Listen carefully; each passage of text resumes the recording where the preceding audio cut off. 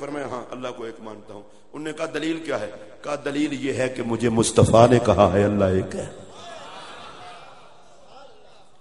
اور آپ نقشبندی لوگ ہیں، مجدد پاک نے بھی یہی کہا ہے، اور شاید علامہ اقبال کو یہ لنگر مجدد پاک سے ہی ملا ہو کہ میں تو رب کو رب اس لیے مانتا ہوں کہ وہ رب محمد ہے. اقبال نے کہا کہ مجھے سرکار نے بتایا، میرے نبی نے کہا اللہ ایک ہے، ہم بھی کہتے ہیں ایک ہے. انہوں نے کہا اقبال پڑھے لکھے بندے ہو، جب میں مانتا ہی نہیں تمہارے رسول کو تو یہ دلیل مجھے کیوں دے رہے ہو؟ اقبال نے کہا اتنا مان لو اللہ ایک ہے، باقی رسول کو میں تم سے منوا لوں گا. اتنا مان لو اللہ ایک ہے اور مجھے رسول نے بتایا ہے، باقی رہا رسول کا مسئلہ تو وہ میں تم سے منوا لوں گا. انہوں نے کہا جی چلے میں نے مان لیا، وہ کیسے منوائیں گے؟ فرمایا بتا تو نے سارے مذاہب کو پڑھا ہے؟ اس نے کہا میں نے سارے مذاہب کو پڑھا ہے. آپ نے فرمایا بتا کسی مذہب نے نبی کی سچائی پہ شک کیا ہے؟ کسی مذہب نے میرے محمد کی سچائی پہ شک کیا ہے؟ وہ بندہ کہنے لگا کہ کسی نے آپ کے رسول کی سچائی پہ شک نہیں کیا. تو علامہ تڑپے، کہا پھر سن لو، جسے ساری کائنات سچا کہتی ہے اس محمد نے کہا ہے خدا ایک ہے. اب نبی پاک صلی اللہ علیہ وسلم کو ایک کی زبان پر صداقت پر کافروں نے بھی حملہ نہ کیا، اور مرزا وہ بدبخت ہے کہ جس نے زبان مصطفیٰ کی سچائی کا بھی انکار کیا.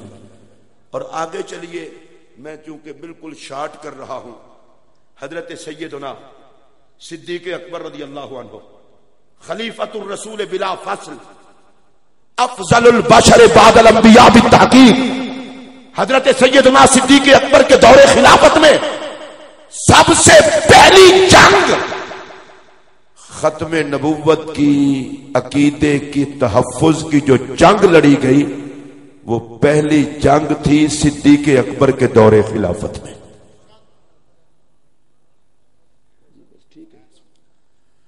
حضرات توجہ فرمائیں، یہاں علماء اور یہاں ماشاءاللہ ایک جمع غفیر ہے اور آپ سارے پڑھے لکھے لوگ ہیں. 3 مسئلے پیش ہوئے تھے سرکار کے وصال کے فوراً بعد. ایک مسئلہ تھا اسامہ بن زید کی قیادت میں لشکر کی روانگی کا. صحابہ نے کہا کہ ابھی لشکر کی روانگی مؤخر کر دیں، حالات ٹھیک نہیں. سیدنا صدیق اکبر نے فرمایا میرے ہوتے ہوئے نبی کے فرمان میں ترمیم نہیں ہو سکتی، کچھ بھی ہو جائیں حالات، میں یار غار ہوں. فیصلہ وہی ہوا جو تاجدار صداقت کا تھا.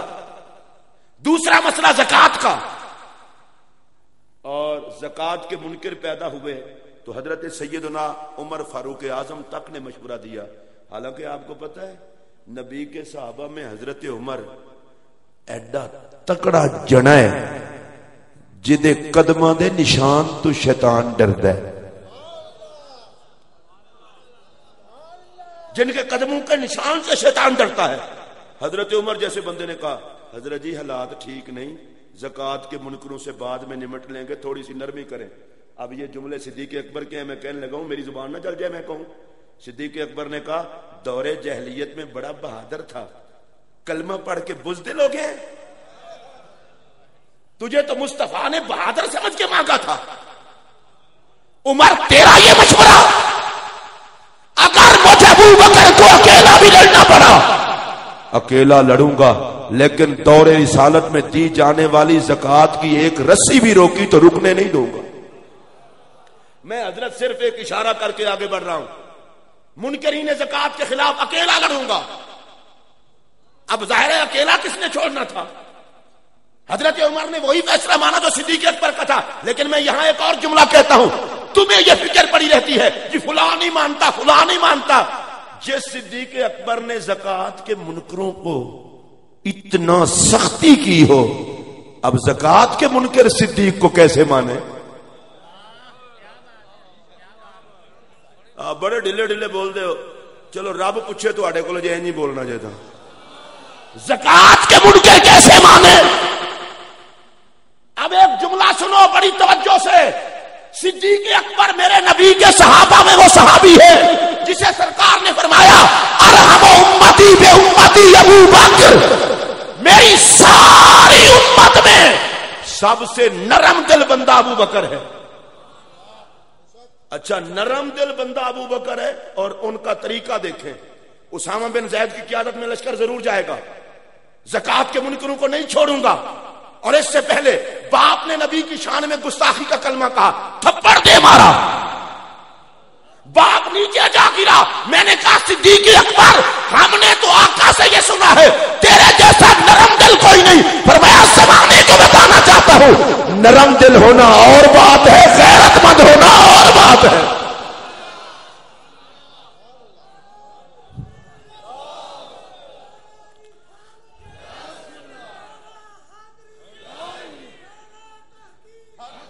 اب تیسرا مسئلہ پیش آیا, سنیے بھائی پہلے سنیے. تیسرا مسئلہ پیش آیا اور یہ مسئلہ تھا مسیلمہ کذاب سے جنگ کا. یہ ختم نبوت کا ڈاکو تھا. توجہ چاہوں گا آپ کی. زکات کے مسئلے پر صحابہ میں دو رائے ہوئی. اسامہ بن زید کو بھیجنا تھا تو دو رائے ہوئی. جب باری آئی عظمت محمد کی جنگ کی, آپ کی توجہ ہے نا بھائی, جنہ دی ہے او بولو.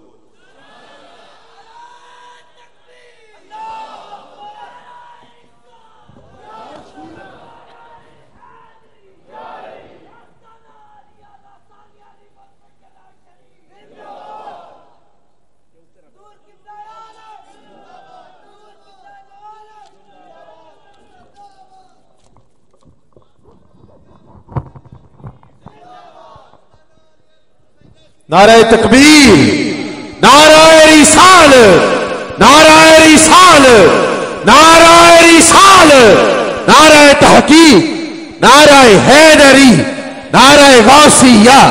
آستانہ عالیہ لاسانی علی پور شریف حضور قبلہ عالم پیر سید محمد ظفر اقبال عاطف شاہ صاحب. تمام احباب اپنی جگہوں پر تشریف رکھیں اور خوبصورت باتوں سے اپنے دلوں کو محظوظ فرمائیں. محبت کے ساتھ تمامی احباب اپنی اپنی جگہوں پر تشریف رکھیں. حضرات محترم, آپ نے دیکھا جس طرح آپ ادب سے کھڑے ہوتے ہیں اسی ادب کے ساتھ بیٹھ بھی جایا کریں. یہ جو سٹیج سے اعلان ہوتا ہے یہ سٹیج والے نمائندے حضرت صاحب کے نمائندے ہیں, تو آپ تشریف رکھا کریں.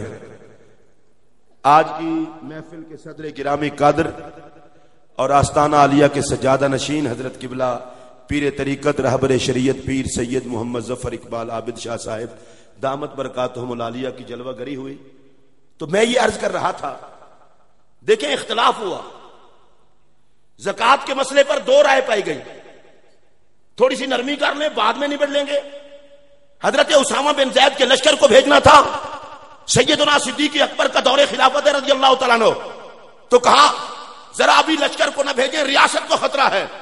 واہ صدیق اکبر تیری عظمت کو سلام.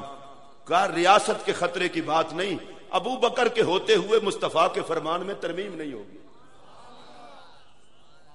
ریاست بعد میں, نبی کا حکم پہلے.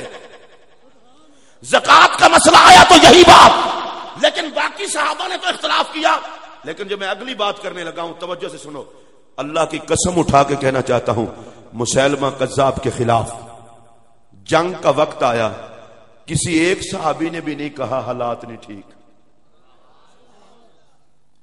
اس پر آپ کو سبحان اللہ کہنا چاہیے. کسی ایک صحابی نے نہیں کہا حالات نہیں ٹھیک. کیا اس وقت ریاست کے حالات ٹھیک نہیں تھے؟ اس وقت بھی ریاست کو مضبوط ہونے کی ضرورت تھی, پر صحابہ نے اجماعی طور پر یہ فیصلہ دیا ہر بات پہ دو رائے ہو سکتی ہے, نبی کی عزت کے پہرے کا وقت ہے تو مومن کی دو رائے نہیں ہو سکتی. نبی کا غلام اپنا سب کچھ قربان کر سکتا ہے, پر عظمت محمد پہ ڈاکہ برداشت نہیں کر سکتا. جو نہیں کر سکتا وہ بولے اور اونچی آواز سے بولے. دیکھیے احد کا مقام ہے, حضرت سیدنا سعد رضی اللہ تعالیٰ عنہ سرکار کے سامنے کھڑے ہیں. واہ میرے نبی کے نوکر. جملہ سنیے, بڑی توجہ سے سنیں گے تو بڑا لطف آئے گا. جو نبی کی عزت پہ پہرا دیتا ہے انہیں وسائل میرا نبی خود دیتا ہے. حضرت سعد کے پاس کوئی تیر شیر نہیں تھے، سامنے کھڑا کر دیا اور کھڑا کر کے پتہ ہے کیا کہا؟ اللہم سدد رمیہ واستجب دعوتہ، یا اللہ میرے سعد کا نشانہ ٹھیک کر دے. پہلے ہاتھ پہ کھڑا کر دیا، پھر نشانہ ٹھیک کر دے. واستجب دعوتہ، یا اللہ میرا سعد جو دعا کرے اس کی دعا کو رد نہ کرنا. میرا جملہ سنو توجہ سے. ارے جو عظمت محمد پہ پہرا دیتے ہیں ان کے نشانے بھی غلط نہیں ہوتے، ان کی دعائیں بھی رد نہیں ہوتی. اور حضرت سعد رضی اللہ تعالیٰ عنہ، ان کی پتہ ہے دعا کا کیا عالم تھا؟ جو دعا کرتے قبول ہو جاتی. ناز ہی بڑا تھا سرکار نے جو پارت دی تھی، یا اللہ اس کی دعا رد نہ کرنا. اونچی آواز نال بولو، یہ دعا رد نہ کرنی. کیوں؟ یا اللہ میرا پہرے دار ہے. میں بڑا نیواں نیواں ہو کے گل کرن لگا، جدے چوکیداراں دی رب رد نہیں کرتا، اس محمد عربی کی اپنی دعا کا عالم کیا ہوگا. اور یہی حضرت سعد تھے. ان کے دنیا سے جانے کا وقت آیا، جناب ملک الموت آ گئے. ہر کسی کے پاس آنا ہے اور یہ تقریریں ہوتی ہیں جی موت کے آگے سارے مجبور ہیں، موت کے آگے اور میں کہا کچھ حیا کر، سارے نہیں مجبور. موسیٰ علیہ السلام کی بارگاہ میں ملک الموت آئے، مارا تھپڑ، آنکھ نکال لی، مجبور ہے. اور ملک الموت آنکھ نکلوا کے رب کی بارگاہ میں گئے، رب ارسلتنی الی عبد لا یرید الموت، یا اللہ اس بندے کو گلے ہی جدے آن دا پروگرام ہی کوئی نہیں، وہ مرنا چاہتا ہی نہیں. تو رب نے یہ نہیں کہا اچھا آنکھ نکالی ہے ہم کلیم سے نمٹ لیتے ہیں، فرمایا تجھے آنکھ لوٹا دیتے ہیں، کلیم سے پوچھ لو آنا ہے کہ رہنا ہے. سارے مجبور نہیں ہوتے. اور یہ جناب کلیم نے تھپڑ کیوں مارا؟ اس لیے کہ مالک الموت روحاں قبض کر کر کے بادشاہ بن گئے ہو. اج چنڈ مار کے تانوں میں مسئلہ سکھانا، جے کلیم دی بارگاہ وچ پوچھے آئے ہو، بغیر پوچھن دے آئے ہو، ایک کو جو ہے کل تساں حبیب دی بارگاہ وچ بھی جانا ہے. کچھ جگہوں پہ موت بھی نوکر بن کے آتی ہے. ابراہیم علیہ السلام کی بارگاہ میں ملک الموت آئے، کہا حضور تیاری کرو. فرمایا کیوں؟ کہا رب نے بھیجا ہے. فرمایا جا جا کے آکھو یا اللہ نالے یار آنے نالے مارنے، یار بھی کدے یار نو ماردا ہے. اچھی بولو نا، یار بھی یار نو ماردا ہے. حضرت ابراہیم علیہ السلام کے کہنے پہ ملک الموت نے کہا یا اللہ تیرے خلیل نے یہ کہا ہے. فرمایا جا کے میرے خلیل کو کہو او خلیل یار یار کو بلائے آنا چاہیے یا رہ جانا چاہیے. اب حضرت سعد موت کا وقت آ گیا، ملک الموت آئے. انہوں نے کہا جی میرا کوئی نہیں پروگرام مرن دا، میں نہیں مرنا. انہوں نے کہا کیوں؟ انہوں نے کہا میں مر جاؤں میرے بچے یتیم ہو جان. واہ سعد تیری عظمت تو صدقے جان. چوکیداری کیتی ہوئے پھر مانتے ہوتا ہے نا. پتا تھا کہ نبی نے کہا ہے رد نہیں ہونی بات. یا اللہ یہ تو مرنا نہیں چاہتا، یہ کہتا ہے میرے بچے چھوٹے ہیں، بڑے ہوں گے تو تب مر لوں گا. رب کائنات نے فرمایا اور نبی کا نوکر ہے، ہم 20 سال عمر بڑھا دیتے ہیں، سارے بچے بالغ ہوں گے پھر موت دے دیں گے. نبی کے غلام کو ناراض تو نہیں نہ کرنا. سدد رمیہ. اور علامہ بشیر نقشبندی صاحب اور بزم اللہ ثانی کے سارے خدام اور اراکین سرکار تیر خود دیتے تھے. اب اس کو ذرا سنیں گے، اللہ کی قسم اٹھا کے کہہ رہا ہوں، پتہ نہیں آپ لوگوں کا کیا موڈ ہو، میں سیدوں کے آستانے پر بیٹھا ہوں اور سیدوں کی قدموں میں بیٹھ کر یہ بات کرنے لگا ہوں. کائنات کا سب سے بڑا اعزاز یہ ہے کہ بندہ حضور کی عظمت کا چوکیدار بن جائے. اور میرے نزدیک میں ایک جماعت کا خادم ہونے کے حوالے سے کہہ رہا ہوں، آج کے دور میں وہی عزت کا حقدار ہے جو ناموس محمد کا چوکیدار ہے. بس جو رسول کی عزت پہ پیرا نہیں دے سکتا وہ کس کام کا؟ کوئی عزت نہیں. قیامت تک کے لیے رب نے عزت مصطفیٰ کے قبضے میں دے دی ہے. جو تیرے یار سے وفا کرے گا وہی عزت پایا کرے گا. اور میرے نبی اب تیر دیتے ہیں، اور پتہ ہے تیر دے کے کہتے کیا ہے؟ اس جملے پہ میں لانا چاہتا تھا. آج پیروں کی بزم میں تم بیٹھے ہو، کوئی بندہ ایسا نہیں ہے جو نبی کے نام پر اپنا سب کچھ قربان نہ کرنا چاہتا ہو. میں کوئی مانگ تو نہیں رہا بھائی، جس سے پوچھ لیں آپ کہیں گے نبی کے نام پر سب کچھ قربان. اور میں نے پیر صاحب قبلہ کو مدینہ شریف میں یہی دیکھا ہے. مجھے ان کی سب سے بڑی ادا تو یہ پسند ہے کہ نبی کی آل ہونا پسند اور اس کے بعد عاجزی اور مٹا ہوا ہونا. اللہ ان کو سلامت رکھے. آمین. اولے آکو انہاں دا صدقہ تو آنو سلامتی لبنی ہے. حضرات ادھر دیکھیں میں جو بات کرنے لگا ہوں نبی پاک علیہ السلام کا چوکیدار ہونا اور ارم یا سعد فدا کا ابی و امی. مجھے کوئی مائی کا لال بتا دے اس سے بڑی کرامت ہو. لوگ کہیں کہ مردے زندہ کرنا بڑی کرامت ہے. اتنا بڑی کرامت نہیں ہے. آپ یہ جملہ تو سنیں میرا نبی کہے سعد میرے دشمنوں پہ تیر چلا تجھ پر مجھ محمد کے ماں باپ قربان ہو جائیں.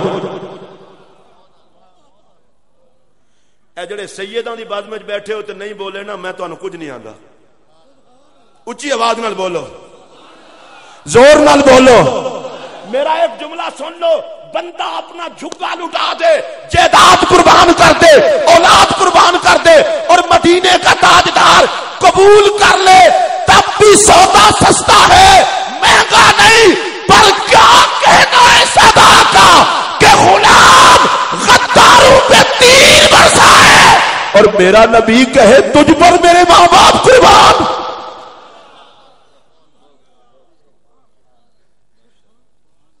مجھے جزاک اللہ تو ہو گئی لیکن یہ بات تو میں پوری کروں گا.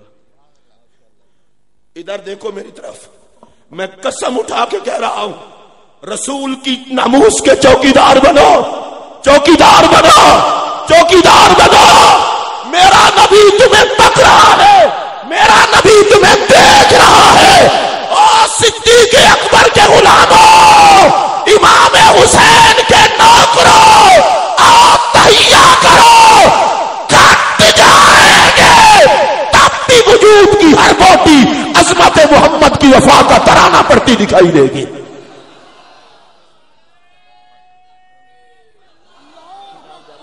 ہاں جی.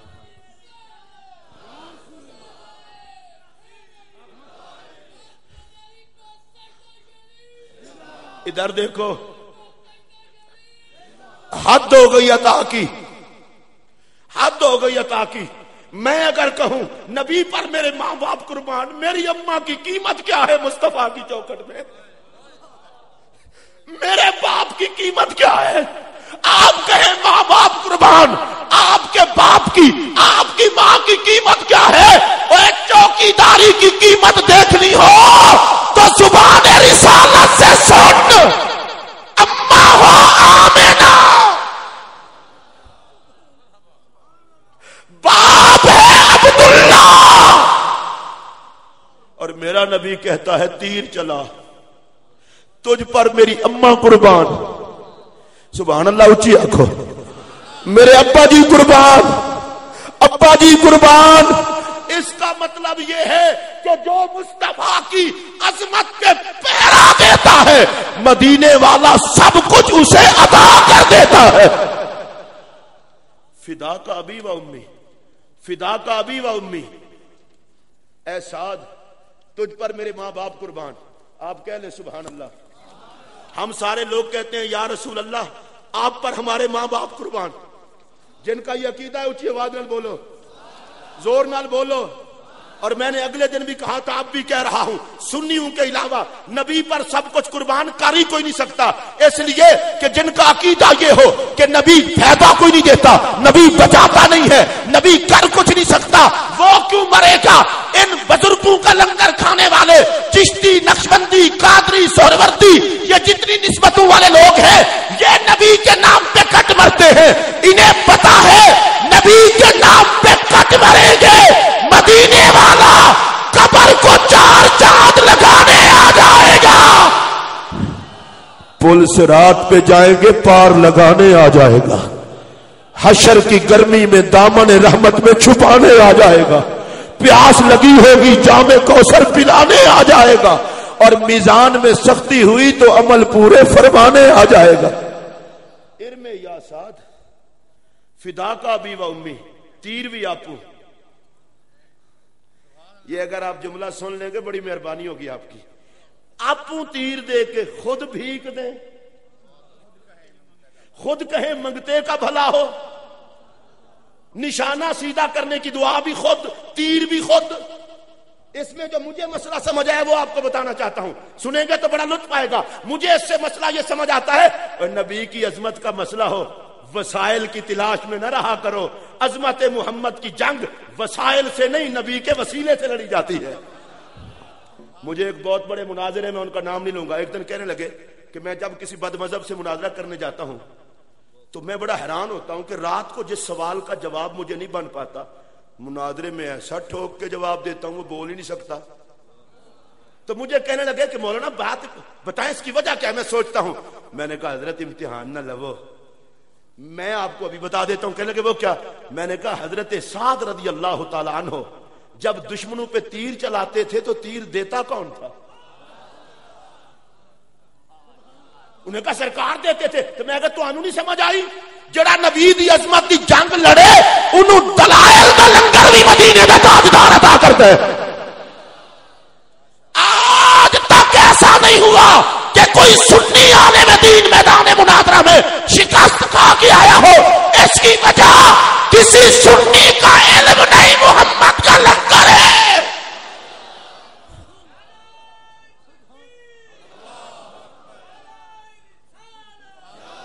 اور میں قبلہ پیر صاحب کی شفقتوں کا شکریہ ادا کرتے ہوئے کہ آپ نے خصوصی وقت مجھے دیا، لیکن میں شارٹ بھی کر رہا ہوں. صدیق اکبر کے دور خلافت میں یہ جو جنگ لڑی گئی، اور میں برملا کہنے لگا ہوں، بعض لوگوں کو عادت ہوتی ہے جو منہ میں آئے وہ بک دیا.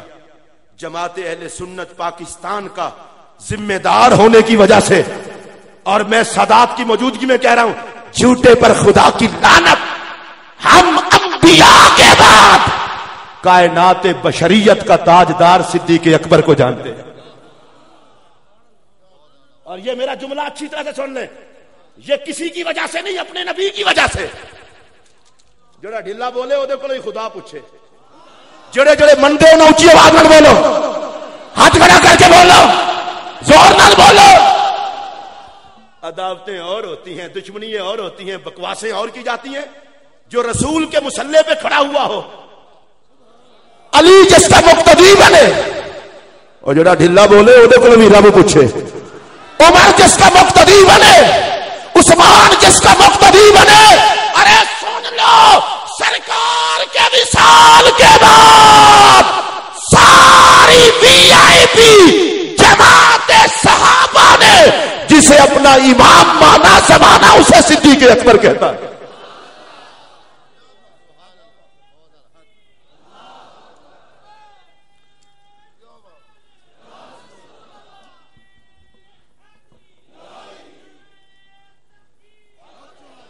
کبھی ماحول دیکھا ہے؟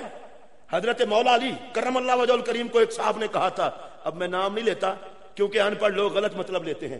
حضرت ابو سفیان نے کہا تھا، جو خود صاحب یہ نام بھی لے دیتا ہوں، انہوں نے کہا علی اگر تم چاہو تو عرب تمہاری پشت پہ لا کے کھڑا کر دیتا ہوں، امامت اور خلافت صدیق کی نہیں ہوگی، تمہاری ہوگی. مولا علی کا جملہ سنو، اب میرا تو نہیں ہے نا، علی تو کہہ سکتے ہیں.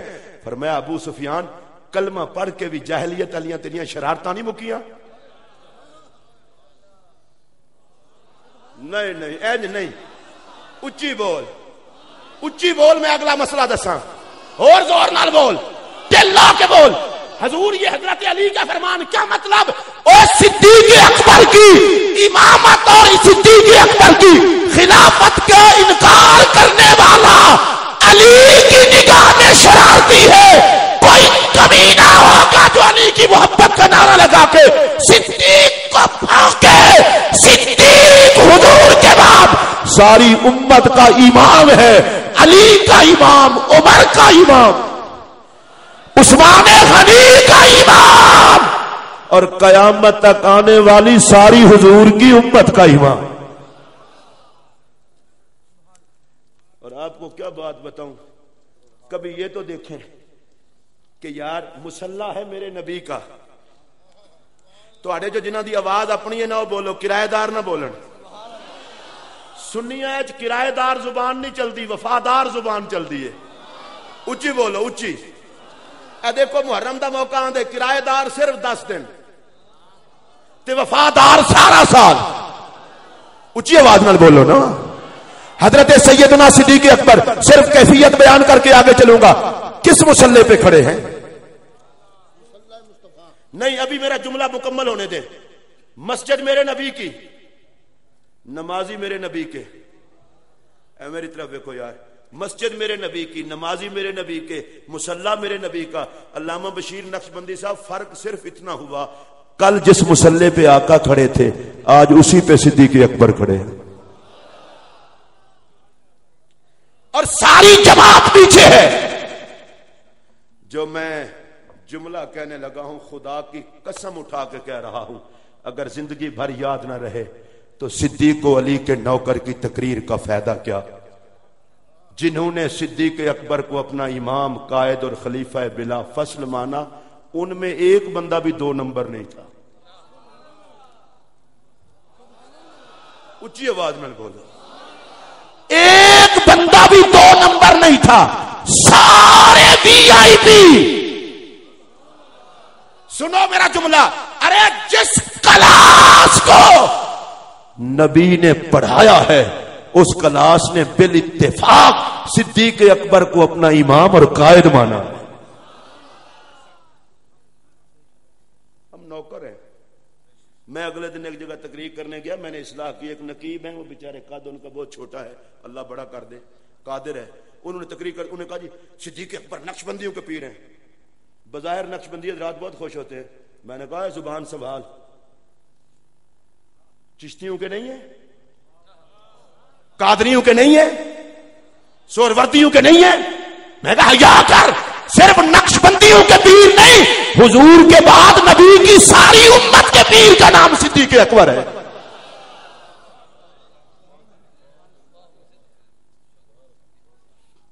اور میں بالکل شاہ صاحب کھلے لفظوں میں کہہ رہا ہوں، میرے قائد بھی تشریف فرمایا علامہ پیر سید ریاض حسین شاہ صاحب. میں ان کی قیادت میں کام کرتا ہوں اور ان کی قیادت کو سلام عقیدت پیش کرتا ہوں. میں قسم اٹھا کے کہہ رہا ہوں، اگر کوئی بندہ اہل بیت کی محبت کا دعویٰ کر کے حضور کے کسی صحابی کے بارے میں رائے برابر بھی کمینگی رکھتا ہے تو اس کتے پر خدا کی لعنت.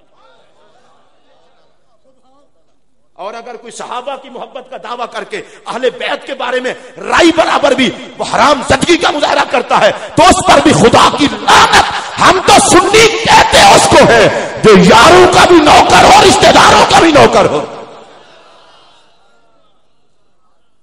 ٹکے ٹکے کے بندے نہیں ہوتے، دوسرے محلے میں جانتا کوئی نہیں، اور ہم نعرہ حیدری نہیں لگنے دیں گے. میں کہا چبلانا مار.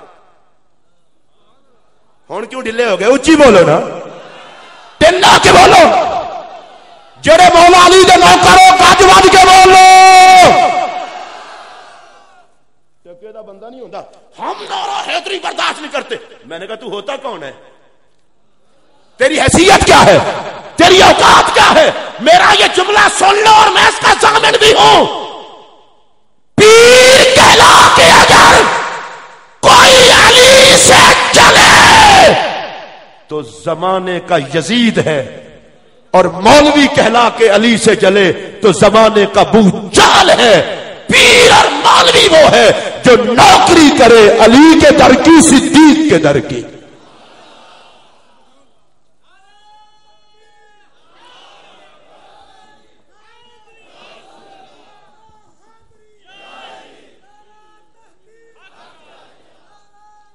اے گال سنو، پیر ظفر اقبال شاہ صاحب قبلہ تشریف لائے ہیں، ان کے ساتھ پیر اظہر الحسن شاہ صاحب قبلہ تشریف. آپ سیدوں کے لیے کھڑے ہوئے ہیں، میں ان سنیوں کو آل کے ادب سے کیسے روکوں؟ مجھے بتاؤ نا، ایک مسئلہ تو بتاؤ. جو پیر ظفر اقبال شاہ، پیر اظہر الحسن شاہ، پیر سید ریاض حسین شاہ صاحبان ان کے لیے اتنا ادب کرتے ہیں، ان کے سامنے میرا حسین آ جائے تو پتہ نہیں ان کا کیا حال. ان کے سامنے میرا حسن آ جائے تو پتہ نہیں کیا حال. خدا برباد کرے ان لوگوں کو جنہوں نے صحابہ اور اہل بیت کی محبت کو جنگ بنا لیا ہے. او پاگل کہیں کے، اگر اہل بیت کو نہیں پتا صدیق اکبر کا تو تجھے کس کمینے نے سمجھایا ہے؟ اگر صدیق اکبر کو نہیں پتا مولا علی کا تو تجھے کس نے سمجھایا ہے؟ میں ایک مشورہ دینے لگا ہوں، علی سے پیار کرنے میں صدیق کے مقتدی بنو، صدیق سے پیار کرنے میں علی کے مقتدی بنو. دونوں ہاتھوں میں جھنڈے رکھو نا خارجی بنو نہ رافضی بنو. اور اگر کسی کے گمانڈ میں یہ ہو جی ہمارے پیر صاحب فلاں کو نہیں مانتے، اے ہو جی پیر ساڈی جتی دی نوک تے جڑا نبی دے صحابہ نو نہ منے. مجھے بتاؤ پیر بڑا ہے یا نبی کا صحابی؟ اے جڑے ہن نہیں نہ بول دے تواڈے کول خدا پوچھے. اچھی بولو، ہاتھ کھڑا کر کے بولو، جڑے بول سکتے اور زور نال بولو. حضرت صاحب یہ کوئی بات ہے؟ ٹکے کے بندے اپنی اوقات میں رہو. تمہاری ساری ریاستوں کی وہ قیمت نہیں جو صحابی کا ایمان کی حالت میں ایک لمحہ نبی کے چہرے کو دیکھنے کی قیمت ہے. عقیدے میں غداری نہیں چلے گی. عقیدے میں غداری. اے جڑے ولیاں دی تعریف قرآن کیتی ہے او کی ہے اللہ دینا آمنو پہلے عقیدہ ٹھیک ہوئے. جی عقیدہ ٹھیک نہیں تو پیر تسی سویرے مشورہ کر کے دسنا. تسی بولو جدا عقیدہ ٹھیک نہیں ہو پیر. ہمارے حضرت صاحب میں کوئی حضرت نو اپنے کور رکھ ہوئے. ہم تو نبی کے صحابہ دیکھیں گے جنہیں رب کہتا ہے سارے جنتی ہیں. اچھی آواز نال بولو سارے جنتی ہیں. ادب. اور میں معذرت کے ساتھ نہیں جرت کے ساتھ کہنے لگا ہوں اہل بیت کا ذکر سن کر جس کے خون میں خرابیاں ہوتی ہیں اسے کہتا ہوں اپنا ٹیسٹ کرا. اور جو صحابہ کے بارے میں گندی رائے رکھتا ہے اسے بھی کہتا ہوں اپنا چیک اپ کرا. جو نبی کا غلام ہے وہ صحابہ اور اہل بیت دونوں کا نوکر ہے. تو صدیق اکبر کے دور میں جنگ لڑی گئی ختم نبوت کی جنگ. اب میں اسی پر سمیٹوں گا ختم نبوت کی جنگ. ساڑھے آج کل علامہ بشیر نقشبندی صاحب ایک اور بڑی بیماری آ گئی ہے. مولوی صاحب کو کہیں محتاط ہو کے تقریر کریں عقیدے کی جنگ اچھی نہیں ہوتی. میں نے کہا نبی کو مشورہ دیتے بدر میں جنگ نہ ہوتی. تو انو جنہوں نے سمجھ آوے وہ میرے نال بولو. احد کی جنگ نہ ہوتی، خیبر کی جنگ نہ ہوتی، عقیدے کی جنگ تھی. عقیدے دی جنگ میرا نبی لڑ سکتا ہے تو کیوں نہیں لڑ سکتا؟ عقیدے دی جنگ صدیق اکبر لڑ سکتے ہیں تو کیوں نہیں لڑ سکتا؟ عقیدے دی جنگ حضرت عمر لڑتے ہیں تو کیوں نہیں لڑتا؟ عقیدے دی جنگ مولا علی لڑتے ہیں تو کیوں نہیں لڑتا؟ میں اگلے دن بھی آکھے ہون بھی آکھن لگا جے عقیدے دی جنگ حضرت امیر حمزہ دے جسم دے ٹوٹے ٹوٹے ہو سکتے ہیں تو کیوں نہیں عقیدے دی جنگ لڑ سکتا؟ اور کربلا کی جنگ یہ صرف اسے کم واسطے ہے کہ 10 دن محرم دے ذکر امام حسین سن کے رو لو تو چھٹی. ویسے میں کوئی یزید نہیں ہوں کہ رومن تو روکا. بعض لوگ کہتے ہیں جی حوصلے سے شہادت بیان کرو حوصلے سے رویا نہ کرو. اب میں کہ عقل کر چبلا اہل بیت دی دشمنی ایڈا بھی اوکھا نہ ہو. کائنات دی حوصلہ نبی دی چوکھٹ تو ملدا ہے تے جدی شہادت تے مدینے دے تاجدار دے اکھاں وچ اتھرو ہیں. اور میں قسم اٹھا کے کہہ رہا ہوں بد عقیدہ نہ ہو عقیدہ ٹھیک ہو. غم حسین میں آنکھ بہ جائے جہنم میں نہیں جائے گا. اونچی آواز سے کہہ دو. اور ممکن ہے کوئی بندہ کہ اس پر دلیل آقا کی طرف سے دلیل ہے. حضرت سیدنا امیر حمزہ رضی اللہ تعالیٰ عنہ کے لیے جو عورتیں رو رہی تھی انصار کی عورتیں مدینے کے تاجدار نے پوچھا یہ کون رو رہی ہیں؟ کہا انصار کی عورتیں ہیں. کس کے لیے؟ فرمایا امیر حمزہ کی شہادت میں آنسو بہا رہی ہے. میرے نبی نے فرمایا رضی اللہ عنکن وعن اولادکن اے انصار کی عورتوں اللہ تم سے بھی راضی تمہاری نسلوں سے بھی راضی. جو امیر حمزہ کے لیے آنسو بہائے اس کی نسلوں سے خدا راضی مصطفیٰ راضی. اور جو نبی کے شہزادے پاک حسین کے لیے آنسو بہائے آنسو بھی بہاؤ لیکن ساتھ یہ بھی ذہن میں رکھو اگر ضرورت پڑ جائے دین کو بیٹے چھپائے نہیں جاتے کٹائے جاتے. اگر ضرورت پڑ جائے دین کی تو پھر جسم کو بچایا نہیں جاتا سر تن سے جدا کرایا جاتا ہے.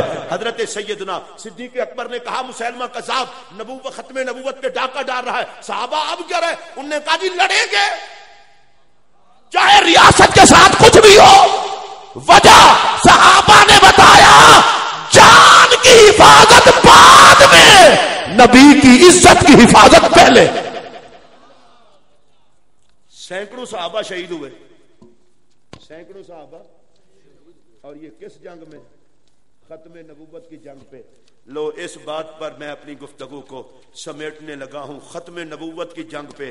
سنیے، میرا چونکہ موضوع تھا کہ تم نے مرزے کا رد کرنا ہے، مرزے پر خدا کی لعنت۔ میں ختم نبوت کے مسئلے پر اس کمینے کا ذکر ہی نہیں کرنا چاہتا، اتنا ضرور کہنا چاہتا ہوں، سیدنا نبی پاک صلی اللہ علیہ وسلم کی بارگاہ میں ایک بندے نے گزارش کی کہ میں فلاں جگہ سے گزرا، انہوں نے مجھے تورات کے یہ ورقے دیے، تو سرکار نے پتہ ہے کیا فرمایا؟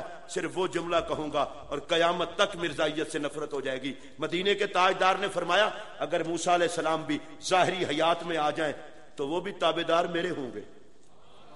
اور جس جملے کے لیے میں آپ کو لایا ہوں وہ سنیے، میرے نبی نے فرمایا انکم حظی من الامم وانا حظکم من النبیین۔ میرے نبی نے فرمایا ہن کسی اور نبی نے نہیں ہونا، رب تانوں میرے کھاتے پا چھڑے، جڑے حضور دے کھاتے آؤ نا رل مل کے بولو۔ فرمایا اللہ نے تمہیں میرے حصے میں کر دیا ہے اور مجھے تمہارے حصے میں کر دیا ہے۔ میرا یہ جملہ سنیے، لعنتی ہونے کے لیے اتنا ہی کافی ہے، بندہ مصطفیٰ کے حصے سے نکل کر مرزے کے حصے میں چلا جائے، اور خوش بخت ہونے کے لیے اتنا کافی ہے، جیے بھی محمدی بن کے، مرے بھی محمدی بن کے، اٹھے بھی محمدی بن کے۔ حضرت صدیق اکبر کے دور میں صحابہ نے یہ فیصلہ کر دیا حضور آخری نبی ہیں، قرآن گواہ ہے، حدیث گواہ ہے، صحابہ کا اجماع ہے، اب قیامت تک جس کے سینے میں ایمان ہوگا وہ ختم نبوت کی تحریک کا غلام ہوگا۔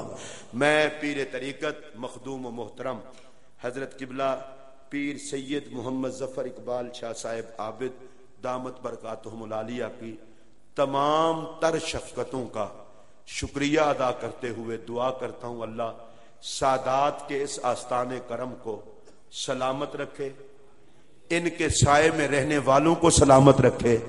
اللہ پاک قبلہ شاہ صاحب کو درازی عمر صحت کے ساتھ عطا فرمائے، آمین کہہ دے۔ میں لالچی بندہ نا، حضور دے بچیاں واسطے دعا کریں گے سانو آپو لب جانے، حضور دی نسل دا گلشن وستا رہے، لاسانی دے گلشن دی مہک ہمیشہ رہے۔ اللہ پاک پیر ظفر اقبال شاہ صاحب کو اپنے اسلاف کے فیضان کا امین بنائے رکھے، اور جو فیض حضرت لاسانی سرکار، نقش لاسانی سرکار کا تھا وہی فیض ان کے ہاتھوں سے تقسیم ہوتا رہے۔ میری جماعت کے قائد، میرے قائد، اور اس وقت کروڑوں غیور اہل سنت کے قائد، آپ کو پتہ ہے جس بندے کو اللہ عزت دیتا ہے تو اس بندے کو پھر لوگ مختلف نظروں سے بھی دیکھتے ہیں، لیکن اللہ نے ہمیں وہ نظر دی ہے کہ جب بھی نبی کے آل کو دیکھتی ہے بڑے پیار سے دیکھتی ہے۔ علامہ پیر سید ریاض حسین شاہ صاحب چونکہ پنجتن کے گھرانے سے ہیں، 5 تکلیفیں انہوں نے بطور خادم ساتھ رکھی ہوئی ہیں۔ شوگر نمبر 1، ہارٹ نمبر 2، جگر نمبر 3، ریڑھ کی ہڈی 4 اور دمے کی تکلیف 5۔ آرام اتنا کرتے ہیں اللہ کے فضل سے کہ 24 گھنٹوں میں 2-3 گھنٹے سوتے ہیں، یا لکھتے ہیں یا پڑھتے ہیں یا سفر کرتے ہیں۔ اور اب بھی 8 نومبر کو راول پنڈی سے ناموس رسالت کے تحفظ کے لیے لبیک یا رسول اللہ لانگ مارچ ان کی قیادت میں چلے گا، اور 12 نومبر کو کراچی پہنچے گا پورے پاکستان کو بیدار کرتے ہوئے۔ میں نے کہا شاہ جی وسائل بھی اور تکلیف بھی، مجھے کہنے لگے یار کوئی مجھ سے ناراض ہو کوئی راضی ہو، میں چاہتا ہوں جس نبی کے کرم سے بات بنتی ہے اتنا تو بتا دے مدینے کے تاجدار بیماری بھی تیری عظمت پہ پہرا دینے سے روک نہیں سکتی۔ اب ان کا خطاب ہوگا، میرے ساتھ ایک نعرہ لگا لیں اور میں اجازت چاہوں، نعرہ تکبیر۔ اب دیکھو نا کڈے سونے بندے ہو، ایڈا سونا اجتماع ہے، اور پیران دے تشریف لے آنال اور اس نے اضافہ ہوتا ہے تے اتنے سادات موجود نے، کنجوسی نہ کرو، نعرہ سارے لاؤ، نعرہ تکبیر، نعرہ رسالت، نعرہ رسالت، نعرہ تحقیق، نعرہ تحقیق، نعرہ حیدری، نعرہ حیدری، حسینیت، حسینیت، آستانہ عالیہ لاسانیہ، آستانہ عالیہ لاسانیہ، سادات کرام، اولیاء علی پور سیدہ شریف، جماعت اہل سنت پاکستان۔